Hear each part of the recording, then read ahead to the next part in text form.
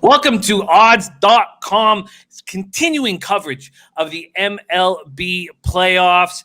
12 hours ago, we were here breaking down the game 6 of the ALCS, and the Braves-Dodgers line was not available yet. It took a while for it to hit the board. While we were here 12 hours ago, my man Nolly was seething.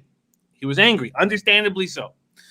Dodgers lost game 4, and Kershaw with another letdown performance. And I can understand the anger. Now you've had a chance to sleep on things and prepare to attack game 5. Nolly knows, how do you feel 12 hours later? I'd love to tell you that I'm feeling good, but it's probably like twice as bad now. I'm hearing all this stuff. All I see is Braves win, Braves win. Kershaw, playoff Kershaw. Will a real Kershaw please stand up? Yeah, I'm getting fed up with it. We made this kid look real good. I'm not really happy about it. I mean, even the coach, he says, "Wow." That's all I can say about it. Are you kidding me? That's my exact reaction. Nobody expected Bryce Wilson to come in here and dominate these Dodgers. I'm real upset about it. But hey, it is what it is, man. Got to try to move on, see if they could try to battle back here. I think maybe got a good chance here. We got a solid pitcher and Dustin May going here today. So maybe things can turn around. But yeah, things are not looking too bright over here. They aren't. But got to win 4 to move on to the World Series. The Braves have only won 3. The weather did help Bryce Wilson. The weather helped all of the Braves pitchers. And last night, it's nice getting an extra 12 hours to focus on this, because when we were looking ahead at this game, I told you that the weather was dying down to 4 miles per hour by the end of it. That's no longer the case. So now we don't have the 12 to 15 mile per hour winds that we had coming in sideways in yesterday. We have 7 mile per hour winds, but they are coming in. And it's a more drastic direction towards the plate than it was, but half of the power. We have a market. A market has arrived. The Dodgers are at about 6 or 7 books, between minus 210 and minus 215 with Dustin May on the mound. And this total is at 9.5. And that is juiced to the under at minus 120. 66 Fahrenheit clear. 7 miles per hour in. So another cold night at Globe Field in Arlington, Texas. Let's start with Dustin May. 6'6", 23-year-old Dustin May went 3-1, 2.57 ERA, 1.09 WHIP, 56 innings, 44 Ks, 16 walks in the regular season. In the postseason, he's only thrown 4 2/3. 1-0 with a 0 ERA, 0.64 WHIP, 6 Ks, 2 walks. He's pitching on 3 days rest. He threw 21 pitches over an inning and 2/3. He allowed a hit, 2 strikeouts, and a walk, and he looked very strong in that short appearance. What is your expectation of Dustin May against this Brave squad that led the league in the regular season against righties with a 273, 852 OPS, and has had trouble hitting righties so far in the postseason, just 222, 730 OPS? Take it away, Nolly knows. Well, Dustin May is a guy that over here as a Dodger fan, really high on. The guy's numbers look extremely good this year, and really the ground ball rate, 54% ground ball rate, and he's got a lot of movement to that velocity, and that's something that not indicated when you look at those numbers with the Braves against the fastball. So this guy's got quite a bit of movement. He's got a 2-seamer that has been recorded to move over 2 feet, and he's actually got pretty good command over the sinker. So to me, I really like the kid. Yeah, he comes off the 3 days rest, but like you said, just 20-some pitches, didn't really go too deep, and that seems to have been the plan for this whole time, just in case we need to use him as a starter. They never stretched him out at any point. I really like the way he looked down the stretch. In the month of September, he had a 2.14 ERA, throws 21 innings and 5 starts, only gives up 5 earned runs, 21 strikeouts to just 7 walks. So I like the way he's been looking down the stretch. And when I look at some of his numbers, first time around gives up a 213 batting average, but in the third time around, just a 174. Mind you, smaller sample size because he didn't see as many, but still numbers that look solid. And I like the way I think he's going to come out and have a good start for us here. The Braves have faced him 13 at-bats, 16 plate appearances, 13 at-bats against him. They have 3 hits, 13 at-bats, 1 double, 1 home run. That home run was hit by Marcell Ozuna, who has looked spectacular in this series. This total is at 9.5 at this point. And let's talk about what we expect from the Braves before we make some moves or decide what moves we want to make. Bullpen day for the Braves. Now, they could do 2 things that we don't expect them to do. They could start Josh Tomlin or bring back Kyle Wright.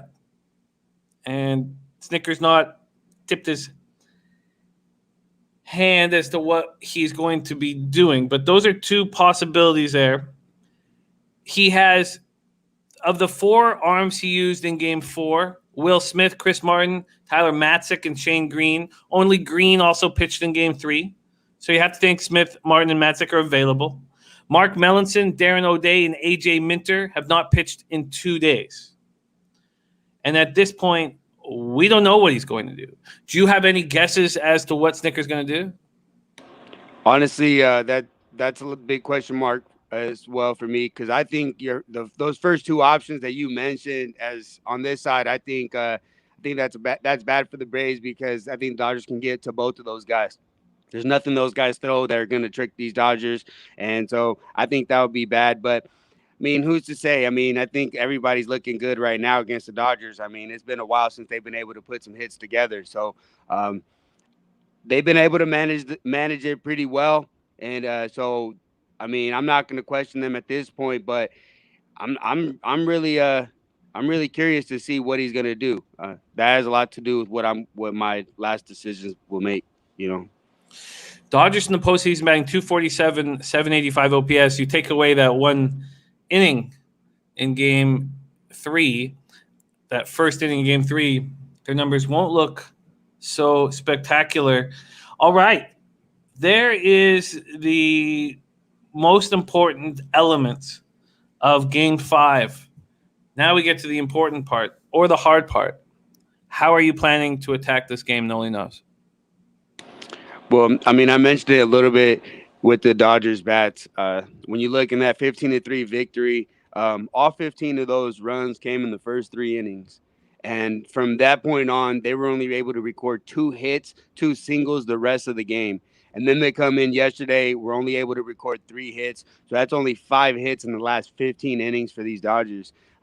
And what was surprising to me with Bryce Wilson is that he was able to be very effective with the fastball, something that the Dodgers are known to handle. And that approach that the Braves have taken, similar to what the Nationals did to them last year in the playoffs, was use a lot of spinning. They have trouble with the spin. So whether it be whatever they have, a changeup or the slider or a curveball, the Dodgers have shown an inability to do that. And but Bryce Wilson did adjust. He gave up the home run to Rios, and then next time off a fastball, and then the next time didn't give him a single fastball, was able to strike him out. So he did make good adjustments, was able to locate his pitches, but still the Dodgers just shown an inability to hit. And I just feel Dustin May will have a good start. The guy's got some filthy stuff. We'll be able to produce some innings, eat up some innings here. And the angle I'm probably going to be looking at is taking the first 5 under here at the 5 that I see. Just my one concern would be on the other side. And even if the Dodgers bats do end up coming alive, I don't expect them to just be coming out in the first inning outburst like they did the other game. They haven't shown any signs of that recently. So I expect their bats to come out slow a little bit. So I may take a first 5 under. Well, let's talk about the market moves that we have seen, and they've only come to us from offshore at this point. Bookmaker, for example. We'll start with your first 5. They opened their action up on this game. It's right now 1:21 p.m. Eastern time. They opened it up at 11:04 a.m. Eastern time. So they opened it up about 2 hours and 15 minutes ago. They opened up the first 5 at 5. and it was heavily juiced to the under.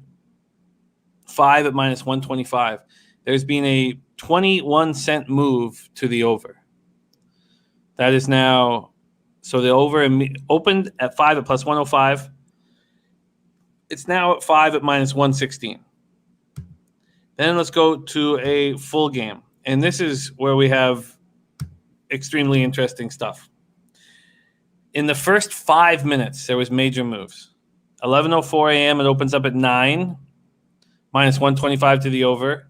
Within 3 minutes, it's at 9.5. A minute after that, it goes back to 9. And a minute after that, it goes back to 9.5. And no movement since then. So every time that it's hit 9, the over's been smashed. And it seems like they're able to get action on both sides at 9.5. So your first instinct, are you going to wait till you find, well, it's not available at your book yet. It's not available in my book. But are you going to wait till you hear who's starting for Atlanta before you make the move on the first 5 under 5? Yeah, I'd like to see who's going to start. And I'm trying to see, maybe get a little bit more reports. Maybe if we could get then maybe some indication of some kind of game plan and how Snicker wants to attack this game. If we can get some indication of who he's going to use. But I mean, at the 5, it's just something that I like, because just the fact that I trust Dustin May to give 5 solid innings. I really like the kid. He's really got some filthy stuff, and the Dodgers bats are just ice cold right now. So I don't expect them to just come out and just start hitting the ball hard. They haven't shown that right now. It is a tricky game to bet. But I lean towards thinking that these Dodgers bats are going to wake up. But do I want to touch a 5.5? That's the question. Is that where you expect this team total to open at?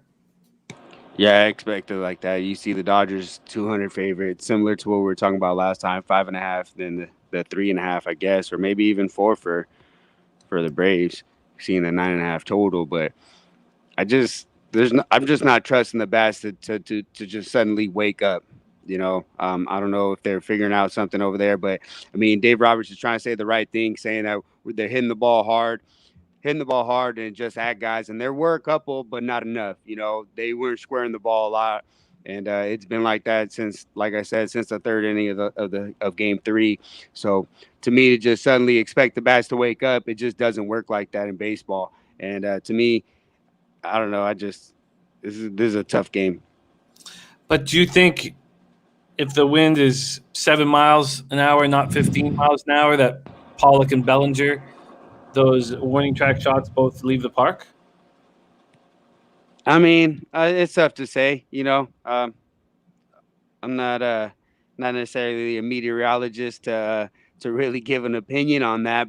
Like, ideally, I mean, I'd like to say that, yeah, that was the issue, that was the case, and the wind did seem to move the ball around, and you did see significant movement, but I'd like to say that was the case, but are they going to be able to square up that same ball today? That was yesterday's game. So I'm just I just need to see better at bats. And they seem to have been figuring them out as a game plan, because there's multiple guys having success for Atlanta, not just one guy. So they seem to have a game plan. So we have a first 5 under 5 is the plan that Nolly is going to attack. And again, I have interest in the overs. I want to see what the team totals come out at. And I want to see what happens when the 9.5 is readily available. So we're going to have to sit back and kind of, at least I'm going to sit back and see where the movement goes. There's no reason to rush into this. And there's no way to get a feel for the market yet. So my plan will be, I hate that Dodgers number at 5.5. It's just, and it has to be there if they're minus 200 favorites. But I think I expect the Dodgers to fight back. and they'll do that with their bats. So that's my expectation of the Dodgers here. They have a deep bench, and you're going to see both lefties and righties today in a bullpen day. And this bullpen from the Braves, 3.63 ERA, 1.16 WHIP. It's the Dodgers bullpen that's looked vulnerable in the playoffs, 4.06 ERA, 1.35 WHIP. All right, there you have it. NLCS Game 5, Atlanta up 3-1 right now. And Nolly, your boys' backs are against the wall. Any last words?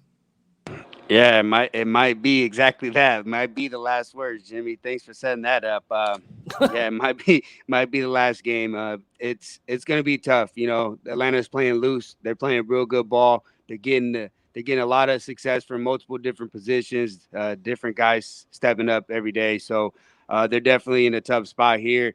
And if they do got to wake up with the bats. But sometimes that's difficult in baseball. You know, it's easy to do. Just come out and just hit somebody hard in football or start hitting your jumpers in basketball. But to just hit the ball just doesn't always work like that. To just turn it on. I hope it does. And hopefully we're sitting here talking about this game later tonight. I expect we will be. I expect we'll be here in 11 and a half hours or so talking about Bueller Max Fried. That's my expectation. Thank you guys for watching this video. Let's have a strong evening here. Let's get after it. Follow us on Twitter at odds110 and subscribe here to the YouTube page. But most importantly, let's get paid in full. And Nolly, I expect to see you here in 11 and a half hours. I hope. I'm gonna stay confident. Confidence. You gotta stay positive. You don't sound confident at all, man. I'm confident, Jimmy. I'm confident. I don't believe you. I don't